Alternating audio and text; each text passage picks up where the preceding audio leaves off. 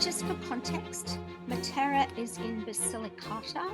It has an extremely long history. I'm not going to go into it in great detail because really we want to travel as much as possible through Matera, which is one of my favorite places in the whole world. So it's been continuously occupied for 9,000 years. It's the longest continuously occupied troglodyte settlement in Europe. And we go back right into the Old Stone Age, the Paleolithic era, right through into the New Stone Age, the Neolithic era, and Bronze and Iron Ages. And then we have the Greeks, the Romans, the Longobards, Byzantines, Saracens, Swabians, Angevins, Aragonese and Bourbons there. And in the latter part of the 19th century, the cave dwellings, which we're going to be visiting today, became notable, particularly for the terrible poverty that the occupants experienced. There was really appalling sanitation, dreadful working conditions, and diseases were rampant. And, you know, infant mortality was very high. It was eventually evacuated in the 1950s and the population was relocated to a modern town, so not in the caves. The Sassi, which we're going to visit today, that's Italian for stones, were abandoned from the 1950s to the 1980s. And since then, there's been a bit of a renaissance. There are two key districts, the Sasso Caveoso and the Sasso Barassano. And today we're going to be concentrating on the Sasso Caveoso. So we're going to start our tour with Silvio on the road to the main cathedral, the Duomo, near a Norman castle. We're going to go up and visit the Duomo, which dates back to the 13th century. It's Romanesque. And then we're going to go down into Sasso Caveoso, and there's a lot of stairs. So one of the joys of doing a virtual tour is that our fabulous guide and his crew, they get to do all the stairs. We just get to watch them. And we're going to travel through the Sasso. We're going to go down and see a rock church, a Rupestриan church. And then we're going to have a look at some of the cave houses. We're going to see a necropolis, and eventually we're going to come up at the National Museum of Medieval Art, which we're not going to be looking at the medieval art, we'll be looking at something completely different. But I'm going to throw you back to Silvio now. Okay, yeah, hi. Good morning to everybody. It's a big pleasure for me to have you here today. And like Estelle, make a good introduction of this particular city called Matera. We start here on a hill because Matera is located 400 meters above sea level. And this is an important strategical position for Matera because thanks to this, Matera could develop and could become one of the most important settlements already in the Stone Age. But in the Stone Age, we had just an entrenched villages on this side. And from this hill, people living here, they could control the surrounding area and the two valleys where we have today the Sassi. As Estelle told you, the Sassi in Italian means stones. But the Sassi are a huge complex of caves where people were living and people are still living today. But before the Sassi developed, people during the Stone Age had a very small settlement here, and this settlement turned into a medieval city. This medieval city was later surrounded by medieval walls, and inside the walls, as you can see over there, yes, so you can see that tower. That tower is what is left of the Norman castle, because in the 11th century, Matera became a very important settlement, and the Normans arrived here and they were fortifying Matera. So they were fortifying the hill where we are now, and they were building a castle. Then inside the walls, the castle and some noble palaces, the rich people living inside the walls, and outside the walls, slowly, the caves located on the hills, on the slopes of the hill where we are now, they were turned into cave dwellings, and they were inhabited mostly from poor people, because the rich people were remaining inside in the walls. So, and now let's see the Sassi. Let's have the first view of the Sassi, in particular, one of the first two districts, because the Sassi are divided into two huge districts. And this is behind me a view of this Sasso, called Sasso Barisano. So as you can see, it's completely different from what we are used to see in Italy. In Italy, you know, the beauty is at home, I say.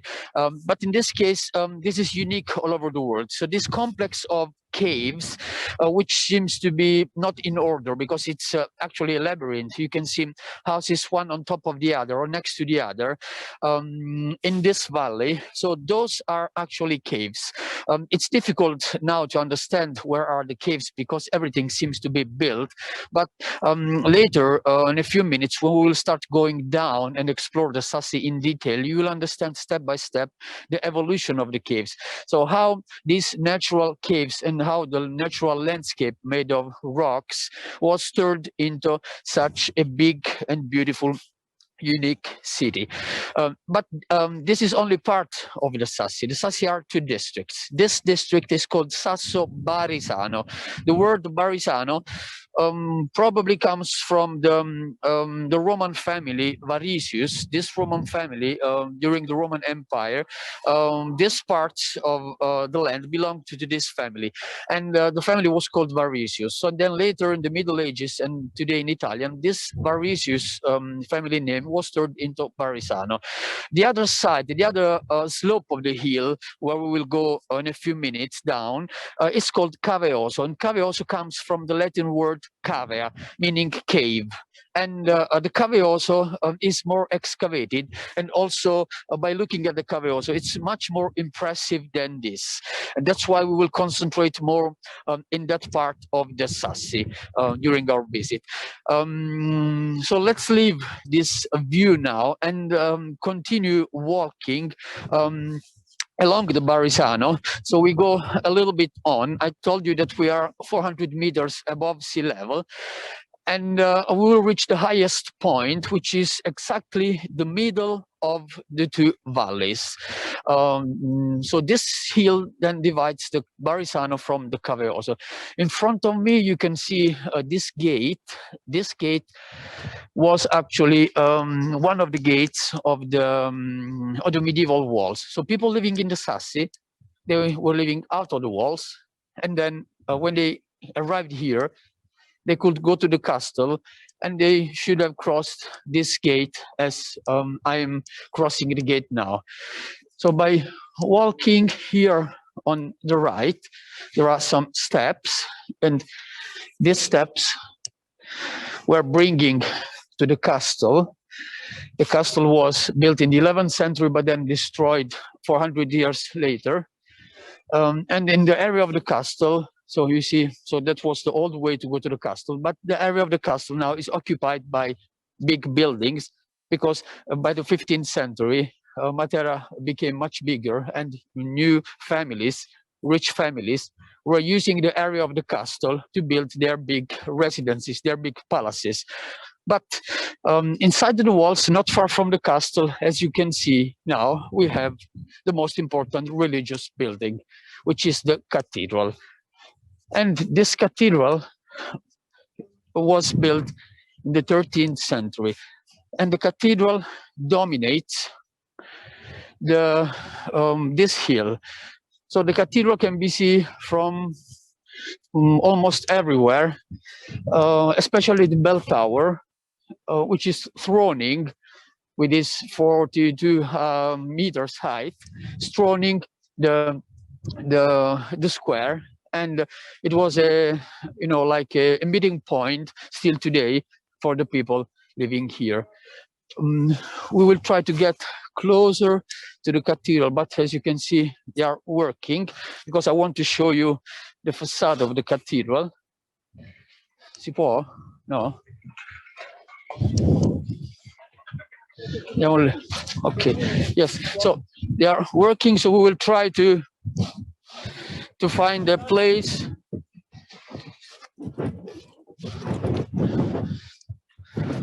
Okay, so from here,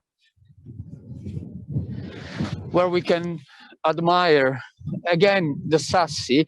So behind me, again, another viewpoint of the Sasso Barisano. Also in the back, you can see also the modern part of Matera out of the Sassi. So that's the modern part, and then the Barisano. And on this way, now you can see the cathedral. Cathedral built between 1230 and 1270. This is in late Romanesque style, influenced by Gothic style. The facade is simple, so we can see some arches, we can see some stages, and the most important elements are the portal and then the rose window. So we can start describing the rose window. And the rose window represents not only a decoration of the facade, but also has a second meaning. As you can see in the picture, the rose window is surrounded by 4 people. On top, we have the Archangel Michael. Then on the right and on the left and underneath, we have 3 locals, so we probably 3 peasants of inhabitants of Matera. What are they doing? They are turning and holding the wheel. So what's the meaning? The meaning is the wheel of life. So, in life, everything can change so quickly. And by turning the wheel, or like the wheel of fortune, everything can change, and it can change in better, but also in worse. So if it changes in better, so if you are being pressed by the problems of life, so you are underneath, you have problems, but you can change your position and you can go on top. On top, there is the Archangel Michael, so the most important angel fighting against the dragon. But it's also true the contrary. So if you're on top, if you think you are the best, you don't need anything, but you can fall down because the wheel can turn in the wrong way and it changes your position as well.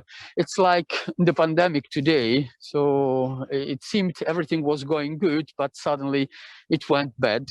But I'm sure it will turn in the right way again and will be very good again. So this is the meaning of the rose window. And apart from this, we can also have a look at the portal, where we see 3 stages: the Madonna in the middle and the apostles Peter and Paul on the sides. This Madonna is important for the city of Matera because the Madonna is being celebrated as patron saint on the 2nd of July. If you come here on the 2nd of July, there is a very old tradition, about 700 years old. The tradition is to make a float of paper mache. Local artisans are building the float, and the float makes a procession of the Madonna. Yeah, as you can see in the picture. So this is the stage of the Madonna. Then the float made of paper mache, about 12 meters long. So after the whole day procession, at the evening, the Madonna comes here with the float, and the Madonna is brought back into the cathedral. And after that, the float keeps going, being pulled by horses with some knights with special dresses. And about 300 meters from here, there is the end of the route of this float. Why? Because something strange happens. A crowd of people waiting for the float on the main square. And when the float arrives, the knights and the horses, they go away. They leave the float alone, and people literally jump on the float and they destroy the float. So they tear it apart. Yeah, you can see in this picture, you can see special lights decorating Matera everywhere. And now you can see the moment when the people just jump on it and they tear it apart with hands. This can be a little bit cruel for somebody, but for the locals, it is a tradition, and they are very proud of this, because at the end of the day, they are able to bring home a piece of float like a relic. So it seems that they have a relic, and the relic can bless their lives. It can bring very good luck. And then next year, another new float. So this happens, I remind you, on the 2nd of July. So if you think to come here on that time, keep this in mind so you can take part or watch this this tradition. But we described the outside of the cathedral, but it's important also to have a look in the inside of the cathedral. If outside the cathedral is left like it was in the 13th century, inside not everything is like in the 13th century. In the picture you see now, these are few pieces of the cathedral showing the original decorations with frescoes, especially the frescoes on top, where you can see the Last Judgment. Yeah, now better, you can see the Last Judgment. You can see a big red devil pushing the souls into the fire. That's the hell. So people in the fire, there is a naked person, but also there is a king and some monks. So it means that we are everybody can go to hell. So they were punished in the hell with fire. There is also the road of fire, and on top there is the purgatory. The purgatory is represented by those squares with flames, and the souls being purified by the fire, as well as the souls are being purified thanks to the fishes. There are some fishes puking out of the mouth, the souls. So that's another way to purify apart from the fire. After the purgatory, so the souls can go to heaven. But the heaven doesn't exist anymore. Why? Because you see on top, the fresco is interrupted, because that is part of the time when the cathedral in the 18th century was turned into Baroque.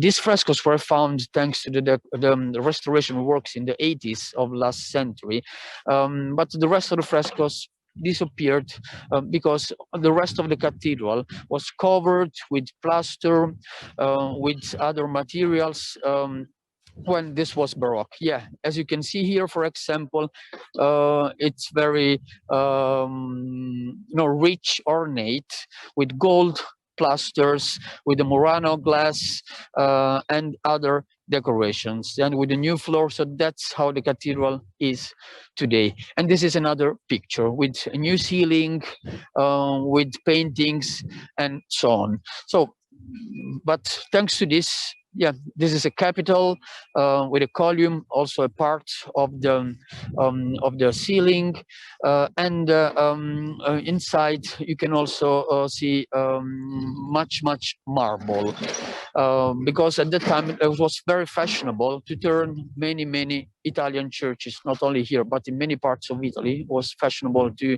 have the Baroque, which was the best decoration of that time. Another example of the cathedral, yes, is this, where we can see the marble altar and a Christmas crib completely carved out of the local rock. So this is like a miniature of the Sassi. The Sassi are made of caves. In this case, the artist 500 years ago decided to make a cave and to put inside Saint Joseph, the Madonna, angels, Jesus, and on top of the cave, shepherds with animals. So that's a Christmas crib. But that gives us an important idea of how is in the Sassi, because this happened the same in the Sassi when people were excavating inside caves and turning the caves into dwellings, as I will tell you in a few minutes. In fact, now we are leaving the cathedral with the decorations and then crossing the Piazza Duomo, where we are now.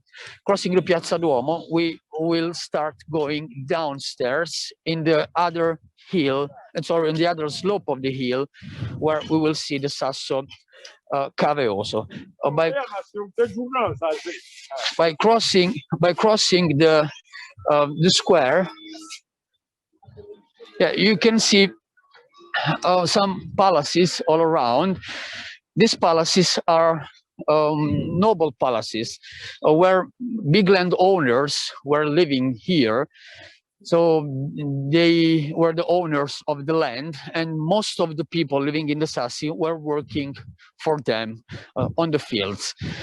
You can also see this palace, which is the bishop's seat, where the bishop still lives today inside. So that's the bishop's seat next to the cathedral. And here on the right, on this side, you can see one of the most important palaces today turned into a five-star luxury hotel.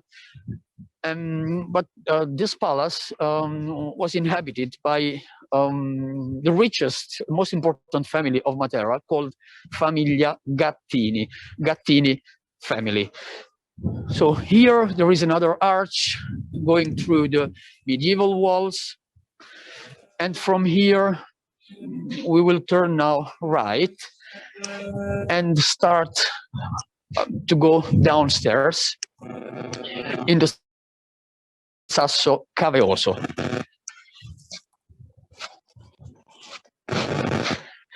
So now you will see soon the difference between the Sasso Barisano, what we saw first at the beginning.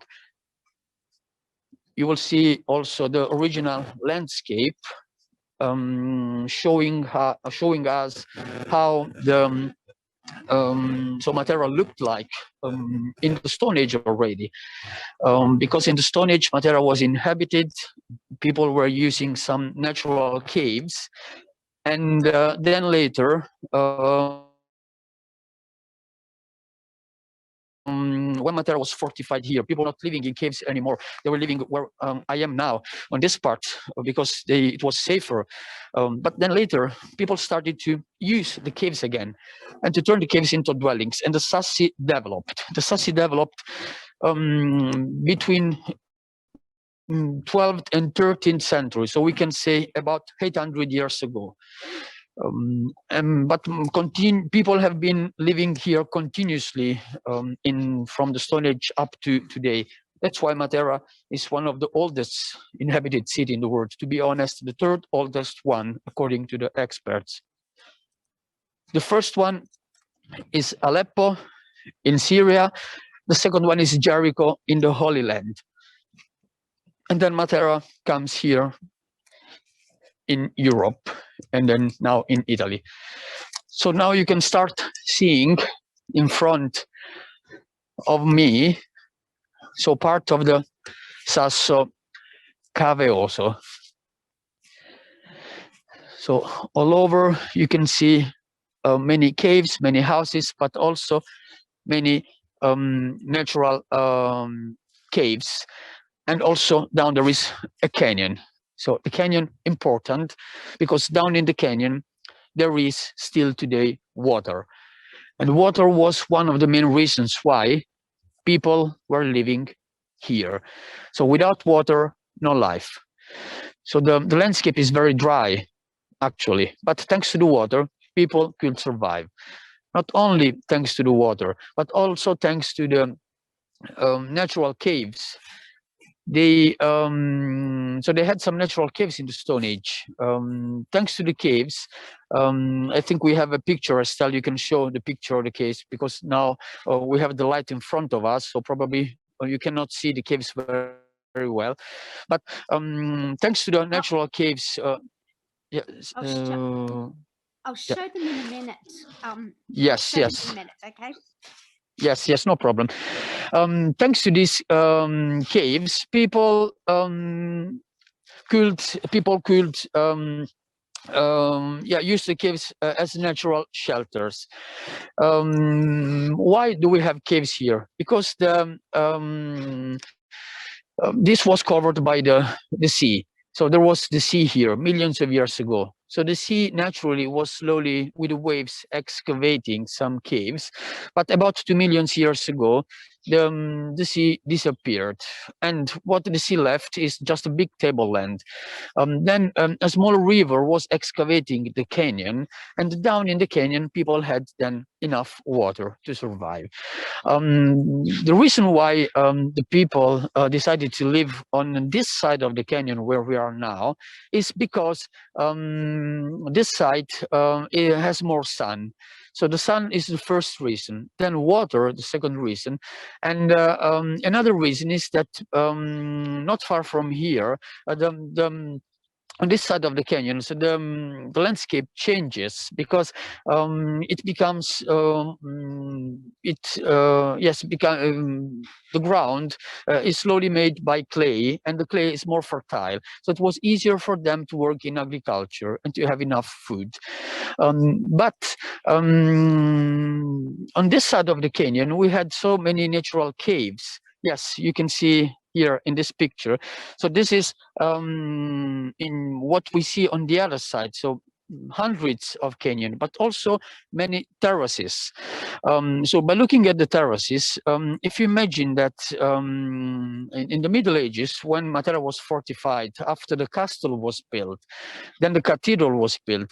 So inside the walls, there was no more space. But people needed space to live. So they decided to go out on the slopes of the hill and to start excavating the caves existing and to excavate new caves. So what happened? So if with tools, but sometimes even with the hands, because the because the rock is very soft, people were excavating caves, using the caves as quarries. So the more I excavate, the more space I have inside. But by excavating, I can cut many bricks. So I can use the caves as quarries. So what do I do with the material I get from the caves? So I can use that material to build a facade out of the caves. If I have space out of the caves, because the canyon is made of many terraces, so I have a terrace in front of me, so I can make a sort of dependance. So today we would call them dependance, but I can do a small dependance out. I can enlarge the cave, so I can build in front of the door.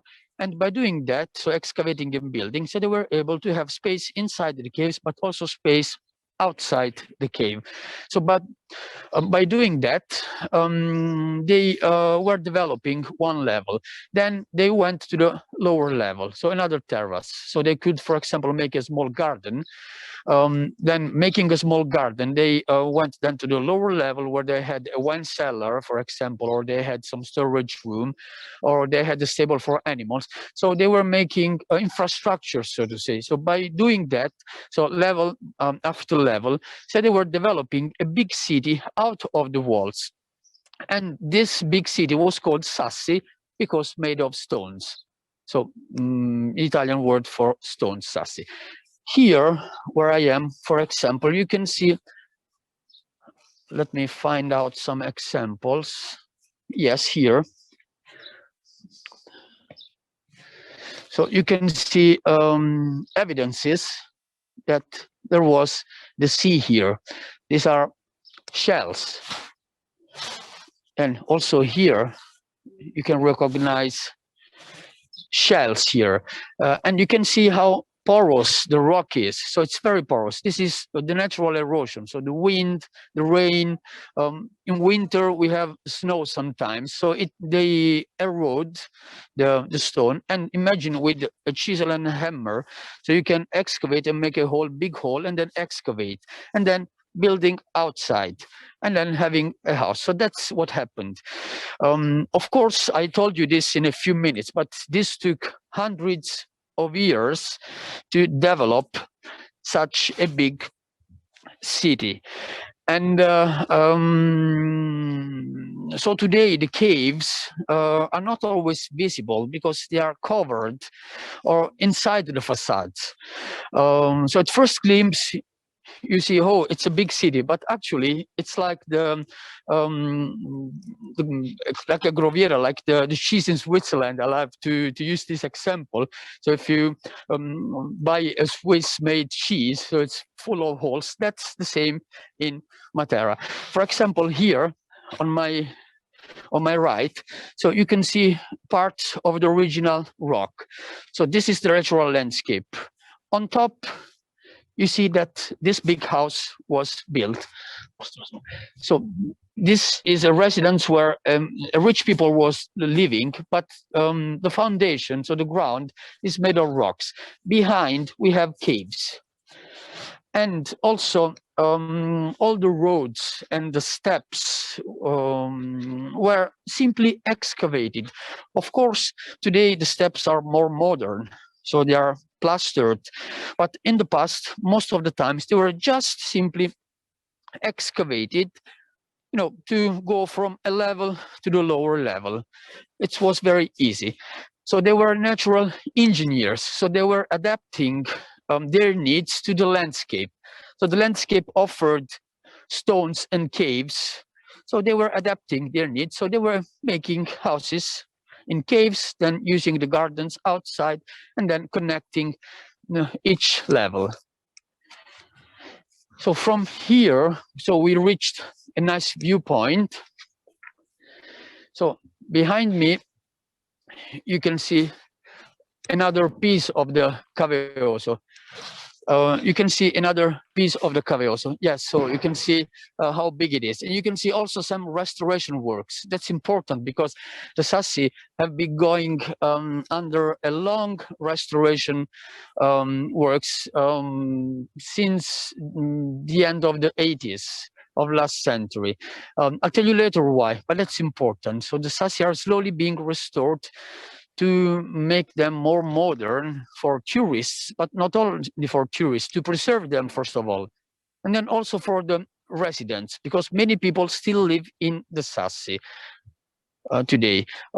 Because of the pandemic, we don't see many people because they are home, but imagine, so this is full of locals, but also full of tourists, when tourists from all over the world come here to visit this UNESCO site. So here there is a particular monument. I want to show you this monument. So this is a fountain, and then you can see this statues. A young lady, yes, somebody made a joke, put the mask on the lady. But you can see these statues, and this monument is called the Love Fountain, Fontana dell'Amore, Love Fountain. What's the meaning? The meaning is that in the 30s of last century,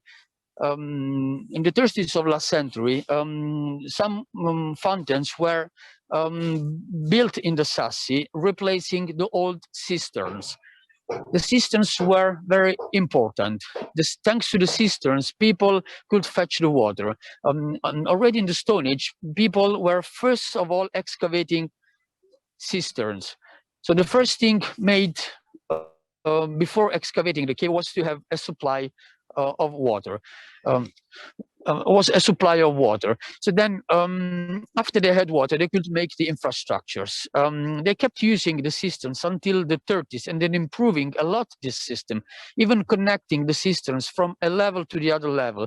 So the level on top had cisterns, but also canals or channels excavated underground or on the roofs, and then the water from top was slowly going down and then filling the other cistern. So thanks to this, Matera could survive through the centuries. But in the 30s, with the more modern life, the fountains, the aqueduct was connected to Matera, and the aqueduct replaced the cisterns. And this is nice to show the statues because it reminds us what was happening when the young people were staring at the young girls to fetch the water. So usually it was a duty of the young girls, as you know, the young girl is doing now, so to fetch the water. But you can see here a guy what is the guy doing? So the guy is offering a rose to the young lady. So actually, the guy is falling in love with young lady, and then other two guys are, looking at the scene. So that's nice because my grandparents and my parents, when they were young, they were experiencing this. And I love to say that this was a sort of social media at that time. They didn't have our social medias today. We have so many social medias.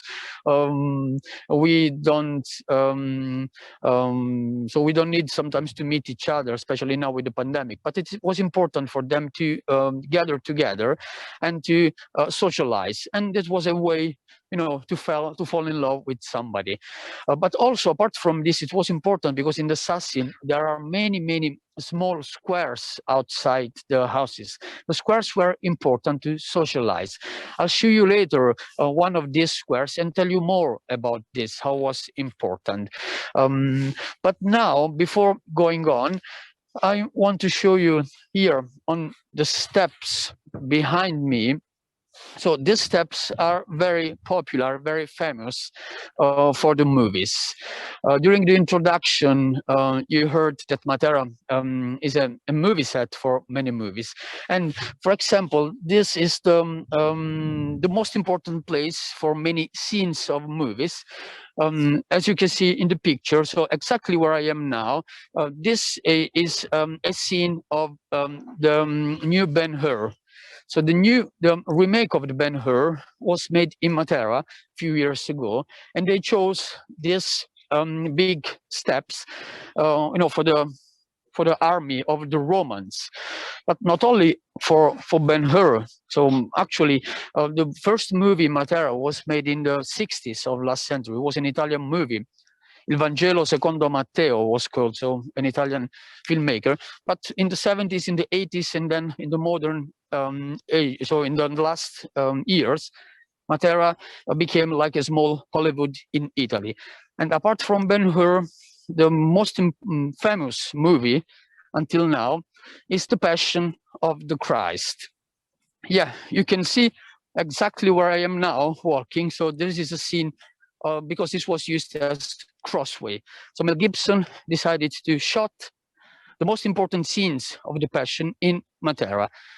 So the crossway here, and this is what you're looking at the picture, is the crucifixion. The crucifixion is on the other side of the canyon, where you saw the other picture before with the cave. So in that area, with the background of Matera, looking like the old Jerusalem, the crucifixion was made. But apart from this, this was in 2003. Another, this is another. This is not the Passion, but this is another biblical movie because some small productions were made also here. Another important movie was Wonder Woman. This is the set of Wonder Woman along the road of Matera. Yes, this is also the set with the background of the Sassi. We have a question, Silvio. Yes. We've been asked, or you've been asked, when they were extending caves, did they ever extend into other people's houses? And was this ever unstable? Actually not. People knew where to excavate. They knew how soft the rock was. They knew if something was on top or was underneath. So they paid attention where to excavate and how much to excavate, so that everything was stable. So to prevent falling down. And another important thing to take into consideration is that they were trying to build as much they could out to have more natural light, because life in a cave is not simple. So if they lived, for example, 20 meters inside, it was not good. Humidity, then darkness. But if they had just 5, 6, 7 meters, or even 10 meters, in the back they were putting the animals and they were living outside. But then building outside a big piece of the house, they had more light and less humidity. Like for example, here behind me, um, they had here they had this is a house in a cave. This is most of it is excavated, so this is more an exception of what I've just told you, but most of the others, so you can see better now the original rock, and you can see for example the arch. Yes, now the arch, this is the entrance. So behind the arch there is a cave, and then on this side you can see that the cave has a second entrance with another door and with a chimney to let the smoke to go immediately out. But actually not all the houses are built like this, so this is 90% inside and more or less 10% outside, but most of them are half and half, so they were building as much they could out. But in this case, the people living here were more lucky because they had this small courtyard, which was a garden. So today it is plastered, but imagine in the past more trees, more vegetation, to have some shade, but also to have like a vegetable garden in front of the home where they could, you know, get some basilicum or some tomatoes, potatoes, so some food for the day, but the rest of the food, so the rest of the activities were on the fields. And they needed to walk a lot from the Sassi to go to the fields. They had only donkeys and horses. So using donkeys and horses, they could go, and they spent a lot of time every day to go to the fields and then to come back. In fact, we only have one road in the Sassi, but the rest of the Sassi are made of steps, steps and steps. So this means that people were and are still very fit today. They go up and down, so they don't need to go to a gym. And also the steps. So now, for example, we are going downstairs again. The steps were and are very large. Why? To help the animals to walk easier up and down. So imagine to have a donkey or a horse. So they needed the steps to be wider, not to fall down and to break legs. Because if an animal broke a leg, it was a disaster. Most of the people living in the Sassi were poor, so they needed animals to survive. So they paid attention and they cared for the animals a lot, like a member of the family. So now we are arriving in one of the neighborhoods, another social media or another chat room, I would like to say. This neighborhood was turned into something more modern now. You can see some olive trees planted, and also, you know, much space outside. So imagine in the past, many people gathering here around. So all the caves around this this small square, this was a public place. So people spending much time outside to enjoy the sun, to enjoy fresh air, but also children playing, and everybody caring for the children of each other, because the neighborhood was like a big family. So if in a neighborhood there were 10, 12, 15 caves around, so everybody knew each other. So this big family cared for each other. They were helping each other. And important also to have in the neighborhood the water supply. If people were not able to excavate a cistern in the cave, so they didn't have the personal water supply, it was important to have a public cistern outside. And here, with the restoration works, the cistern doesn't exist anymore. But I see here this is a chimney on the road. Actually, there is not a house underneath, but probably this chimney was built on purpose to get some air down into the cistern, or anyway into something excavated underneath. So behind me, this is a normal house built on top of a cave, but on this side, so this is a hotel today. So you can see, for example, this number 69. This is the house number. But if I open the door, so it seems to be built this. If I open the door, I go downstairs. So a few meters downstairs, and this is a cave. And to get the light, apart from the door, you have only this small window. You can see that this is very deep, the window. So this was excavated, and that was the only way to get some air inside. So we live now this neighborhood, and we go on. So we leave the level where we are now, and we keep going to the lowest level, reaching the only road we have. Silvio, we have another question. Yes. We've been asked, how many people live in the Sassi today, and how many lived in it before the people were relocated in the 1950s? Yes.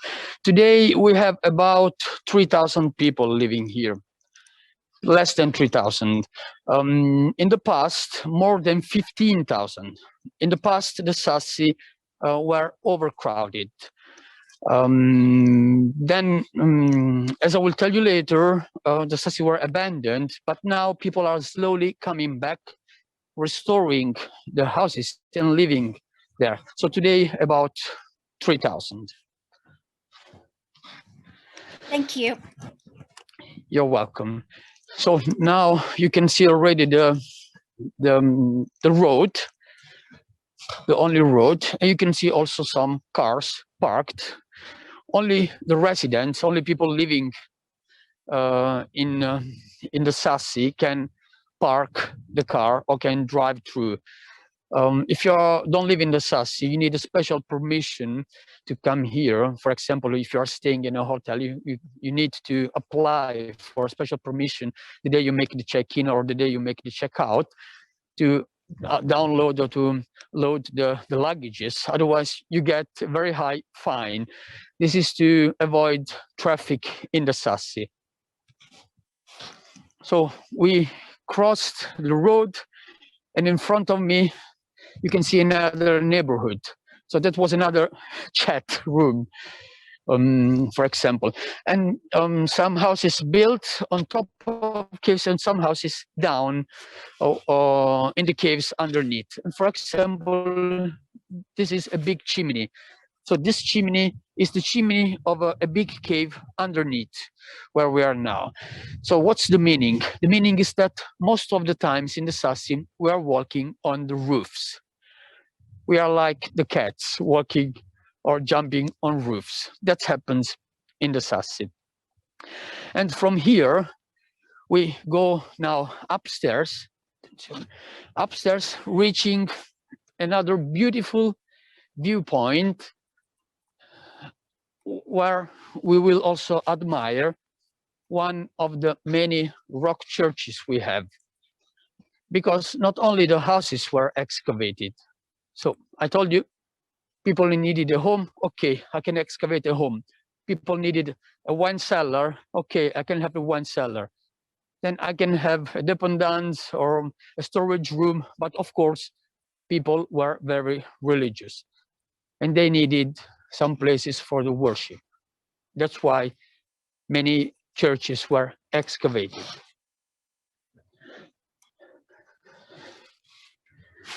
So again, going now upstairs.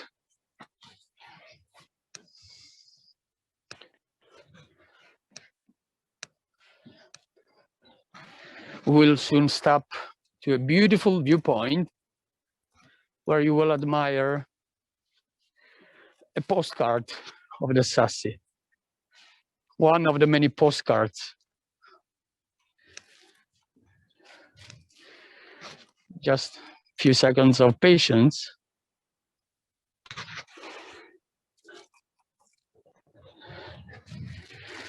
Yeah. And here I am now.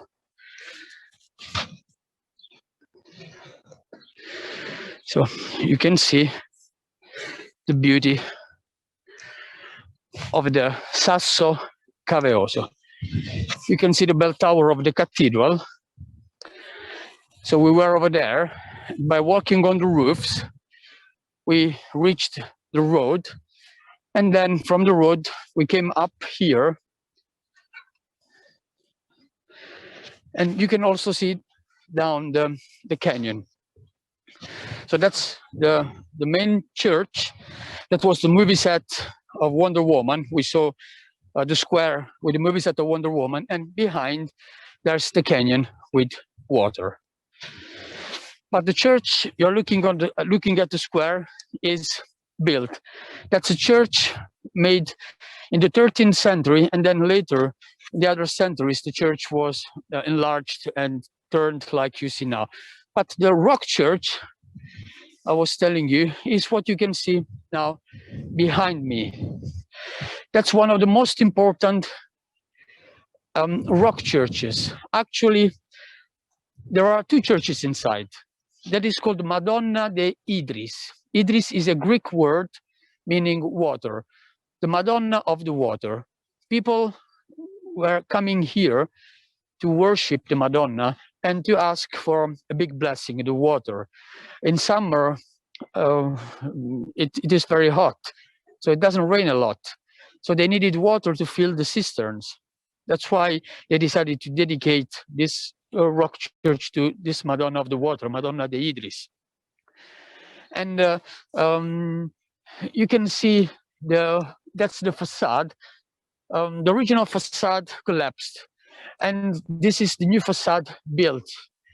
And you see that this was added. But as soon as you go inside, you cross the door, inside it changes completely. There are two caves. The two caves are connected with one another. And the first cave, there is, this is the first cave where there are some frescoes, but the frescoes are more ruined here because the frescoes where the humidity destroyed a lot of fresco. The frescoes are very old. In this church, the frescoes are dated between 13th and 17th century. But there are also much better frescoes in the yes. So this is an example of a cave. So you can see they were making a column inside, excavating to make a column, to make the naves, to make altars. So they were making inside like a normal church you can see built. And then they were decorating, painting with frescoes. So yes, now you can see some frescoes. In detail, you see on the left, St. Jacob and St. Peter, dated 13th century. They were, yes, now you can see them better, but actually there are frescoes all over in the church. By visiting the church in detail, you can see different styles, different colors, and different ages of the frescoes. If you want to know the number of the rock churches, so we saw now only two churches here inside, but actually we have 155 rock churches. 155. Most of the churches are located along the canyon, where people had the fields, but also where people had small settlements they were using, especially in summer when they were harvesting. So instead of going back and forth, they were sleeping many weeks. They were harvesting with their hands, so with the sickle. So it took weeks to do that. So spending a lot of time on the fields and having some caves and having some worship places, some churches everywhere. But many churches are hidden in the Sassi. So here, look at that. So this is beautiful. This is like a square. This small square in front of the church. Then behind me, you see the beauty. It's like a theater. So this is like a stage of a theater, and all the the seats of the theater are the Sassi. Isn't it beautiful? So if you want to make a concert, you can come here and then sing or make a concert. Sometimes actually this happens. There are some special events. So yeah, small concerts or special events, lights, especially in 2019 when Matera was the European Capital of Culture. Yeah, almost every day there was a national or an international event showing Matera all over Europe and all over the world. So now we leave this square, we keep walking, passing by the rock church we saw a few minutes ago. And you can see so many times the original landscape, like for example, behind me. So you see these rocks, so showing the natural landscape. So nothing built on top, but where they were able to build something, they were hiding the natural rock or destroying, cutting the rock to make steps or to make small alleys to connect one level to the other level. And in fact, from this level, now we go down, we go to the lower level, always walking on roofs of houses.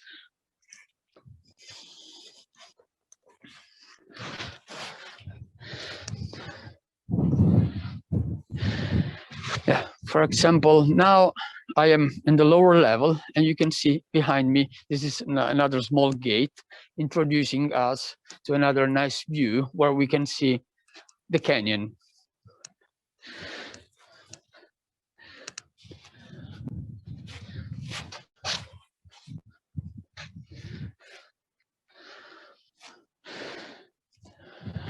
So behind me there is the canyon, and also the other part of the canyon, which is a tableland, when everything is flat, where you can make many excursions. There are some paths you can cross the canyon.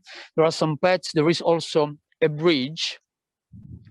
I don't know if you can see it, but anyway, there is a small bridge crossing the small river, and then paths to reach the other side. And the canyon is about 20 kilometers long. And the canyon is also UNESCO. It's been UNESCO since 1993, together with the Sassi. And you can explore the canyon through the paths and explore many of the rock churches or old. Now we leave this part and we go. Silvio, yeah, just tell before me. we go, we have a question about the conservation of the paintings in the Rupestриan churches. Yes. What are the problems with dealing with the humidity?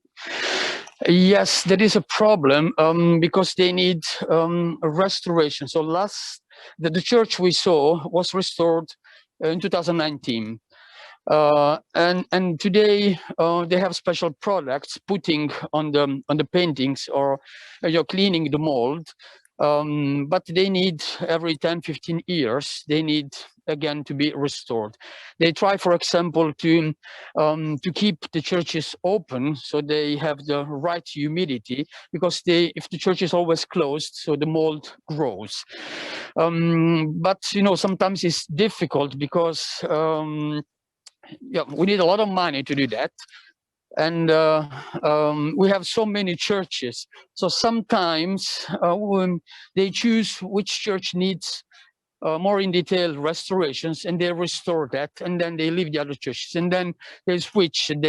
But they try to restore as much they can. Thank you. Yeah, you're welcome. So now crossing again small squares, neighborhoods, alleys, we go down to the to cave dwelling. I will tell you now how was life in the Sassi and why the Sassi were abandoned. So Matera was not overcrowded in the past. When the Sassi were developed, people had enough space, enough food, so life was simple. But by the time the population became overcrowded, especially about 200 years ago, after the unification of Italy. So many political changes happened, and also social, so the economy changed. The importance of Matera was the capital of the region of the Basilicata, but the capital then became another city. So Matera lost importance, and so the Sassi started to become overcrowded. Yeah, as you can see in the picture, so too much humidity, too many people living next to each other, so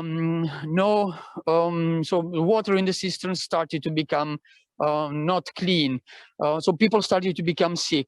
No medicines, no hospitals, no schooling for children, so life was very bad. In the rest of Italy, especially also 100 years ago, when between First and Second World War, despite the wars, but life was much better. Life was, they had electricity, they had the first cars, but here in the Sassi, life remained like in the Middle Ages. So people were exploited by the nobility, so they were just working and had no possibility to travel, to see what was going on outside. So this made of Matera a very poor city. Imagine that people needed many children to survive. So for example, in this picture you see so at least 5 children, but probably the family had 8, 10, 11, or even more children. The more children they had, the more possibilities they had to survive. So living in a cave with up to 90% humidity, living in a cave with many people, then living in a cave with animals. Animals, as I told you, were cared much in the past because they needed the animals to go to work, like a donkey or a horse, but they also needed a pig or chickens to get some ice, or even a goat or a sheep in the cave to get some milk. And this was unsanitary. The infant mortality rate was more than 50%. And the Italian government, in the rest of Italy, life was better, but here not. And the government didn't know much about southern Italy, about Matera. There were no social media, there were no newspapers, so people were not connected like we are today. The situation changed only after the Second World War, after the situation had become unbearable. This was also thanks to Carlo Levi. Carlo Levi was an Italian writer. He was against fascism, and Carlo Levi was banned in Basilicata because Basilicata was undeveloped. He lived here about 1.5 years, and in this 1.5 years he could travel not so much, but what he saw, it was described in his book. The book is a masterpiece called Christ Stopped at Eboli. For example, Carlo Levi, yeah, this is another picture of what he was seeing. So the big bed, in the big bed, the parents sleeping with 2 or 3 children. Then on the foot of the bed, another child. The drawer of one of the furniture became a bed as well. Then behind the bed, you can see a green chest. Behind the green chest, there is a small wall dividing the room into 2. The big part of the room, sleeping room, and with a small kitchen and a small table. But behind the green chest, the animals. So imagine the smell, imagine the sanitary conditions. In this picture, you can see so like a double bed, one on top of the other, to host many children. So when Carlo Levi wrote this book, the public opinion in Italy was shocked. Even the central government said, "Oh, Matera is a poor city." Matera was considered like the Italian national shame. And for that reason, the government, after the Second World War, also thanks to the Marshall Plan, money from the US, the United States, decided to relocate the people. So there was a big project. With this big project, the government decided to take over the property of these dark caves we have seen in the pictures. So the caves became property of the Italian government, and the Italian government was providing new houses for the people. And this happened between 1953 and 1968. So in 15 years, the history of the Sassi changed. Life of the people living in the Sassi changed a lot. The Sassi became a ghost town, actually. So like today, because of the pandemic, but in the past, imagine, without restoration, imagine nobody living here and everything slowly starting to collapse. So it was dangerous to go up and down, and that's why Matera became also a very important, beautiful movie set for many movies.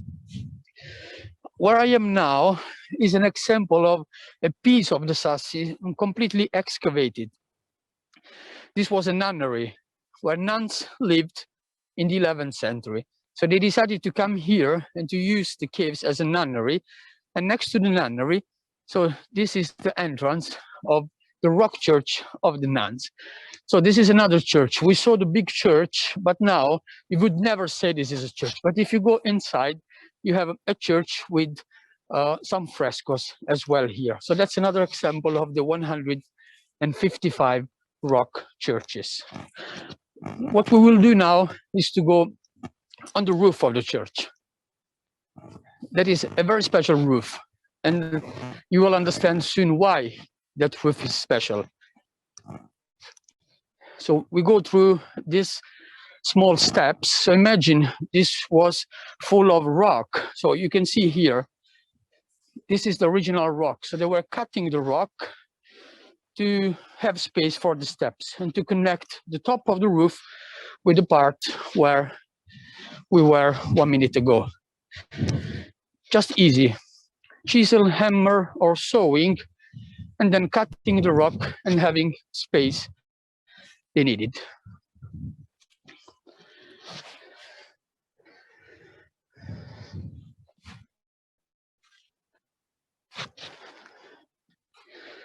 So you can see some plants. That's a bed and breakfast today.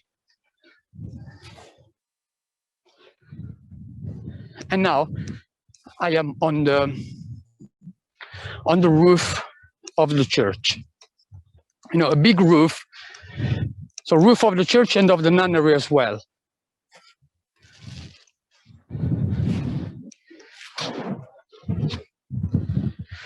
I told you this is a special roof, but the reason why is that if you look at the ground, so you can see some strange holes. Actually, this was a cemetery. This cemetery was probably excavated by the Longobards. So in the 6th, 7th century after Christ, they were living here, and the Sassi did not exist at the time. So they were using this natural terrace as a burial place. And when the nuns arrived in the 11th century, they were excavating underneath the cemetery, the nunnery and the rock church, and they kept using the cemetery until the cemetery was abandoned. Today, the cemetery was restored and the graves were closed. So the graves were cleared, so nothing is inside, but the archaeologists decided to leave the shapes of the graves clear or visible to remind the importance of this place. And from here, we have again a beautiful view of the Sassi, sorry, of the Sassi, but also of the canyon. And on this side, in my back, you can see a piece of the Sassi, which is still today completely excavated. That part is in shade. That's why it is not so much restored. Actually, that seems to be very old, but that's the most modern part of the Sassi. That part was excavated, was the last part to be excavated, made about 500 years ago. So people, understanding that most of the day that part was in shade, they decided to excavate wine cellars over there. So by excavating wine cellars, they had enough shade, so enough humidity for the wine. But when the Sassi became very poor, that part became also a district of the Sassi. So people were living there. But you can see that not so many houses were built, so not so many facades because of the lack of daylight. But when they had more light by turning, so where I am now, you can see again the big rock church we saw, and over there you can see all the houses hiding, covering the caves, so the caves are not visible. So from here, so you can understand better the evolution of the Sassi, from natural caves into small houses, and then in normal big houses with the facades covering or hiding the caves. Silvio, I have another couple of questions. Yes. We have a question about whether people were happy to be relocated. Some people, it appears, weren't happy because obviously it affected their communities and how the community structure worked. Yes, no, not many people were happy. So imagine that people were used to live like this. Even so, for us today, we say, oh, they were very poor. But at that time, this was normal. Also, in other parts of Italy, people were poor. But in this part, for generations, people have been living, and the relationships were very, very strong. Then if somebody tells you, okay, today you must leave your district and you must go somewhere else with new neighbors, with new comforts, with new style, so probably we would not be happy to do that. And that's happened also at that time. Not everybody was happy. So they needed some psychologists to try to get them used to new life. And the old generations, especially the new generations, for them, okay, it was good, it was new, they had new jobs, they had new possibilities. But many people decided to leave Matera forever and to emigrate. And they, since at that time, the borders were being opened in Northern Europe or in United States, as well in Australia. So there were more possibilities to have a new life. Many people abandoned this part of Italy and they spread out everywhere. That's why, for example, in Melbourne, we have a big community of Italians. Many of the Italians, if you ask them, if you have friends there, you can ask them, they are coming from Calabria, from Puglia, from Basilicata, as well as in the US or in Switzerland or in Germany. I also have some relatives all over the world, and they abandoned Matera. So here you can see in the back, again, beautiful view of the Sassi.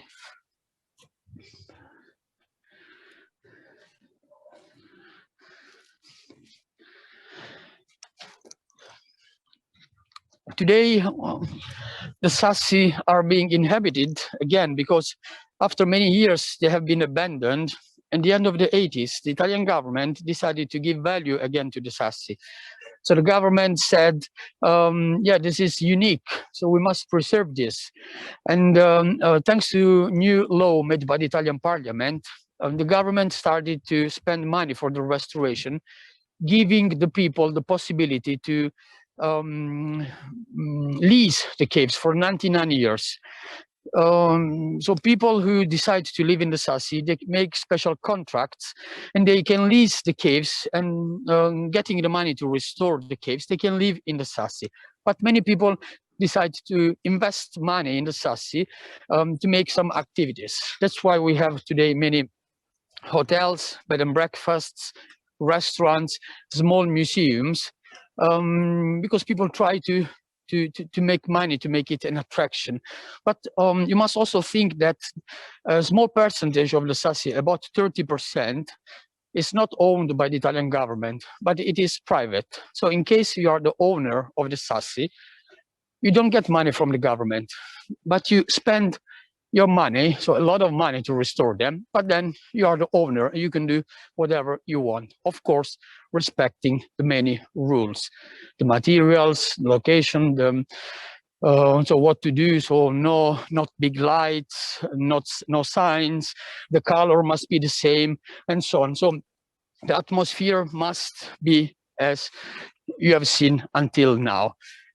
And here I want to show you something very interesting.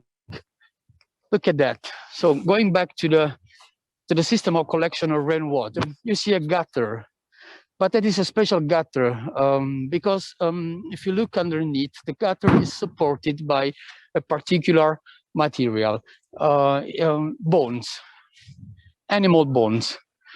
So people were even using recycling the animal bones as a support for the gutter. So water falling down from the gutter to the lower levels and making the cisterns full of water. But also we have underground gutters. Thanks to the underground gutters, when the cisterns of the upper level were full of water, the extra water was falling down in the other level, and then again in the other level. So the Sassi actually were meant like a big aqueduct. And making a big aqueduct, they always had water. Imagine that private cisterns were private, but the public cisterns belonged to the public. And by the time huge cisterns were made, the biggest one could contain 5 million liters of water. Imagine 5 million liters of water. You can go underground for about 15 meters and you can walk about 60 meters. This was the main water supply located on top of the city, but in the Sassi everywhere there were thousands of cisterns. And thanks to this system, the Sassi were recognized in 1993 as UNESCO World Heritage. So the main reason for the UNESCO title is this, apart from the beauty of the Sassi. Imagine. So now we are again on the road, and using the road going up, we will slowly go out of the Sassi. But on the right and the left, you can see, of course, again, cars. But important is that usually on the right and left of the road, there were many wine cellars. These wine cellars are being turned today into restaurants. So many restaurants are on this road.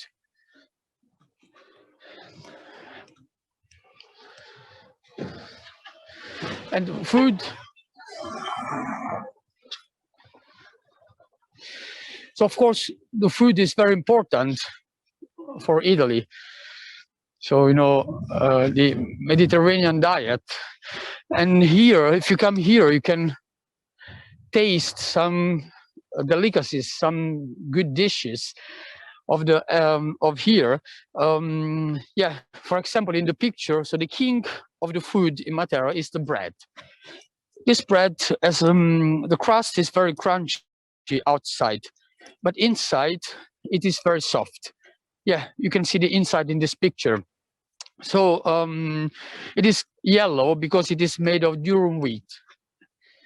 So the main production in the area, apart from wine, was durum wheat to make pasta, to make bread. People were eating bread every day. And then when the bread was, yeah, this is also some cheeses, because also they had many animals, cows, sheep, and goats, producing the different cheeses like ricotta, butter, mozzarella, or also, yeah, this one is the provolone, it's called provolone. It's a seasoned cheese. And according to how much seasoned it is, it can be also very spicy or not. So these are some food. Yeah, and this is also very good. I love this. This is the fave e cicorie. This is chicory boiled, and then fave. The fave are broad beans. So you can see the fave behind on the table. And you cook the fave, the broad beans, you make a puree, and then you mix them with the chicory, and of course with olive oil and bread. So that's very, very good, tasty. I suggest you to try this when you come here. And this is another important dish. This is the crappiata. Crappiata is a soup made of different legumes. This was made at the end of the harvest.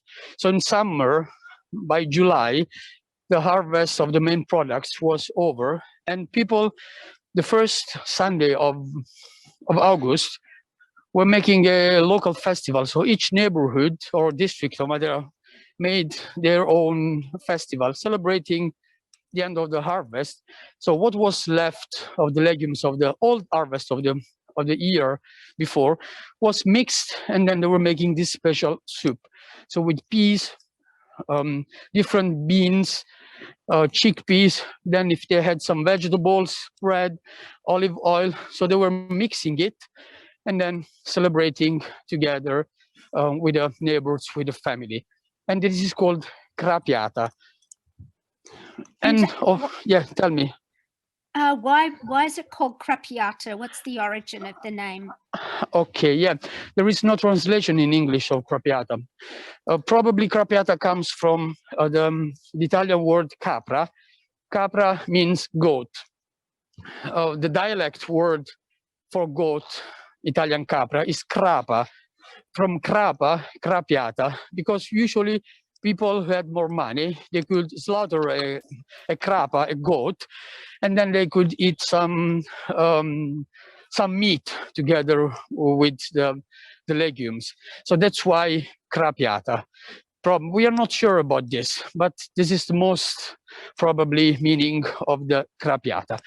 And in all restaurants, you can eat the food you saw in the picture. And of course, don't forget the local wine, red wine.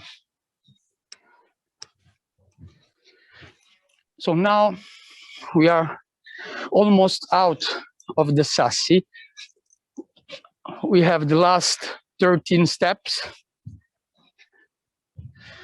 So I don't need to go to the gym today because I made my exercise.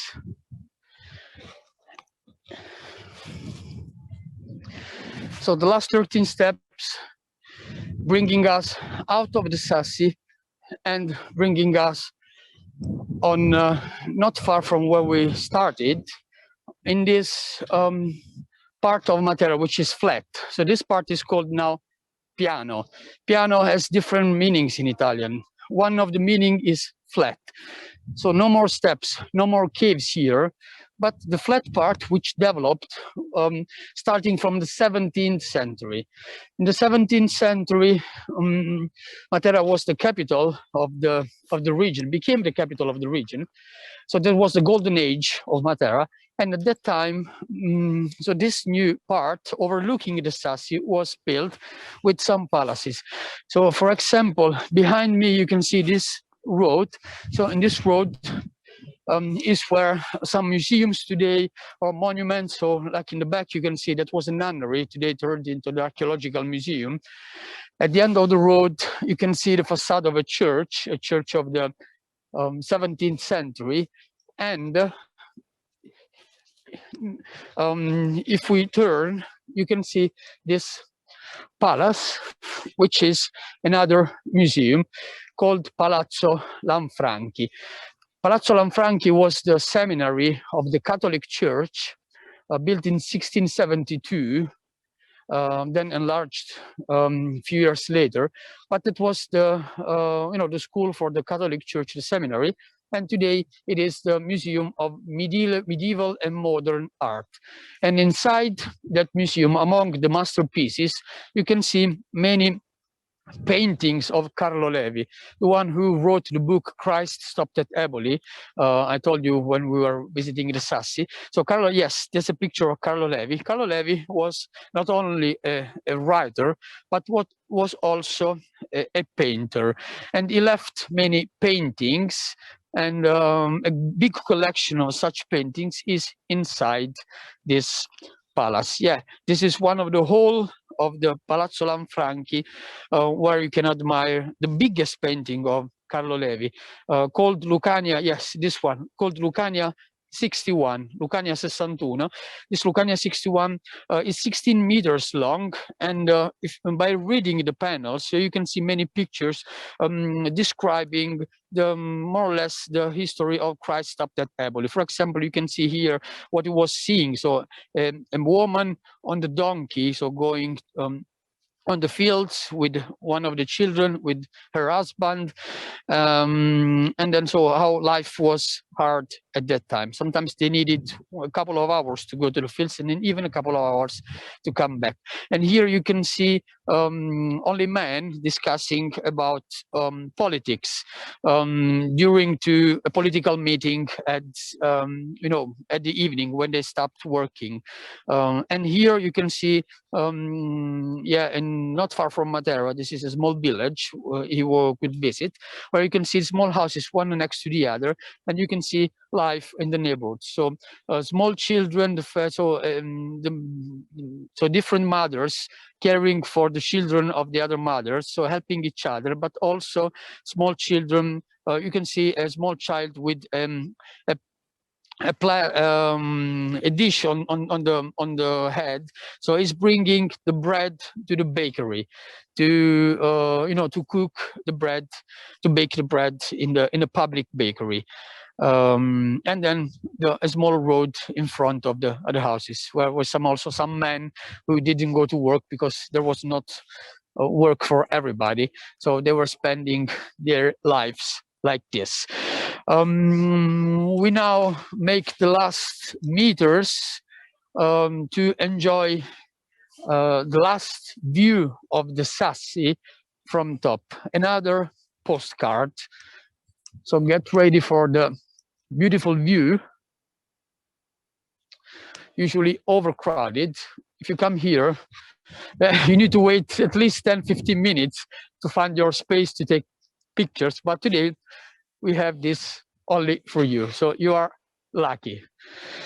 And this is the Sasso Caveoso in the back, what we visited in detail. Okay, so you can enjoy the panoramic view. So you can see again the cathedral. You can see in the middle between where you can see the scaffolding with the red scaffolding. That's the where there was the fountain of love with the statues, and also where the Passion of the Christ, the crossway was made. And then going more to the right, you can see in the back the canyon, caves, and you can see also the big rock church, Santa Maria de Idris. And you can see also some restoration works still going on in the Sassi. New houses being restored, new caves, and so on. So I hope you enjoyed the tour.